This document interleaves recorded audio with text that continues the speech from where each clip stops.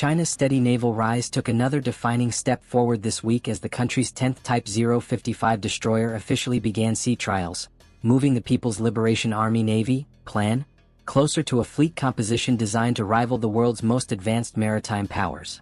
The launch into trials marks more than just another milestone in China's massive naval modernization campaign. It represents the strengthening of an entire operational doctrine centered on carrier strike groups, power projection, and regional dominance in the contested waters of the Indo-Pacific. The Type 055 destroyer, known domestically as the Renhai-class, is often described by Western analysts as a cruiser because of its sheer size and capabilities. Displacing over 12,000 tons at full load, measuring roughly 180 meters in length, and packing 112 vertical launch system (VS) cells, the vessel is the largest and most heavily armed surface combatant China has ever built. Its advanced stealthy design, combined with powerful dual-band radar systems and an extensive sensor suite, positions it as the plan's crown jewel in multi-mission surface warfare. Capable of launching long-range surface-to-air missiles, anti-ship cruise missiles and land attack weapons, the ship is built for layered defense and offensive punch. In terms of its combat potential, many experts compare the Type 055 more closely to the US Navy's Ticonderoga-class cruisers than to destroyers, highlighting just how significant its role will be in China's naval doctrine. A fleet built for carriers. The timing of the 10th Type 055 sea trial comes as China's carrier program accelerates into its most ambitious phase. The plan already operates 2 carriers: the Liaoning, a refitted Soviet-era vessel used as a training and transitional platform, and the Shandong, China's first domestically built carrier. But the most consequential development is the Fujian, China's first catapult-assisted takeoff but arrested recovery (catabar) carrier, which will soon begin its own sea trials. For Beijing, these carriers symbolize not only prestige but also the ability to project power far from the Chinese coastline, something that has long been dominated by the US Navy. Yet carriers alone do not secure maritime dominance. Aircraft carriers are highly vulnerable assets without a screen of powerful escorts to defend against aerial, surface, and subsurface threats. The Type 055 was designed precisely for this mission. By pairing these massive destroyers with carriers, the plan can form strike groups with layered defenses and multi-domain offensive capability. This model mirrors the structure of U.S. carrier strike groups, which rely heavily on Ticonderoga-class cruisers and Arleigh Burke-class destroyers to shield carriers from hostile threats while providing long-range strike options.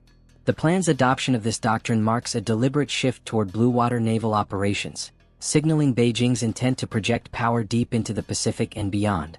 Rapid naval expansion. Perhaps the most striking feature of the Type 055 program is its pace.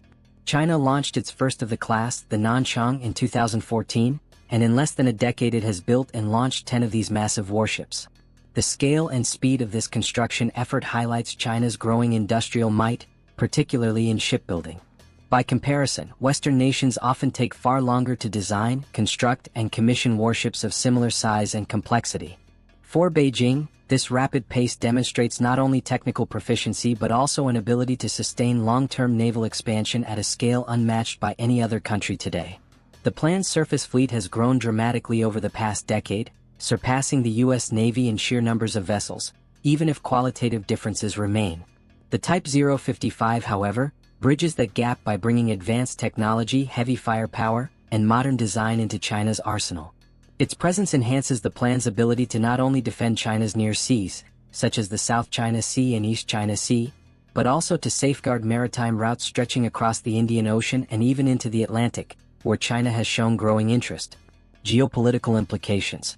The 10th Type 055 sea trials also carry significant geopolitical weight.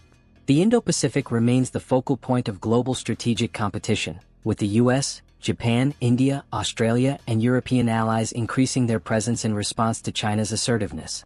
The South China Sea, where China has built artificial islands equipped with runways, radars, and missile systems, is particularly contested.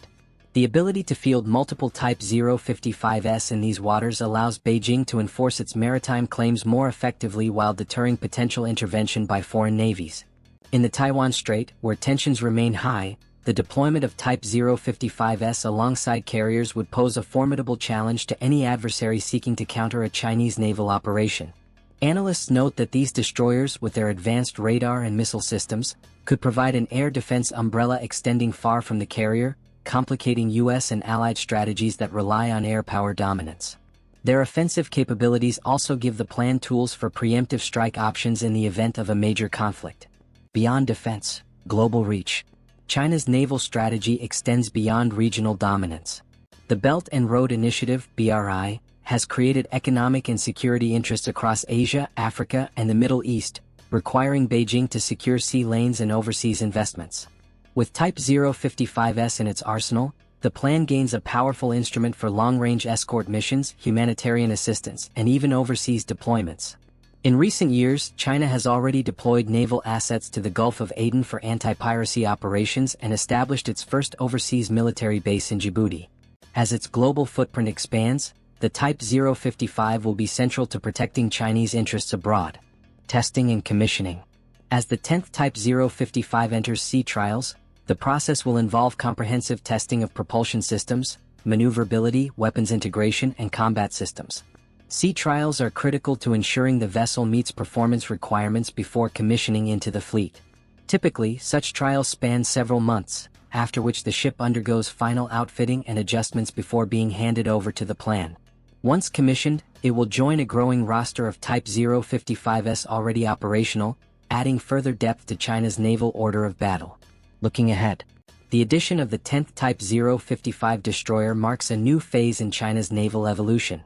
With a powerful fleet of these warships in service, supported by carriers, amphibious assault ships, and an expanding submarine force, the plan is transforming from a regional defensive navy into a global maritime power.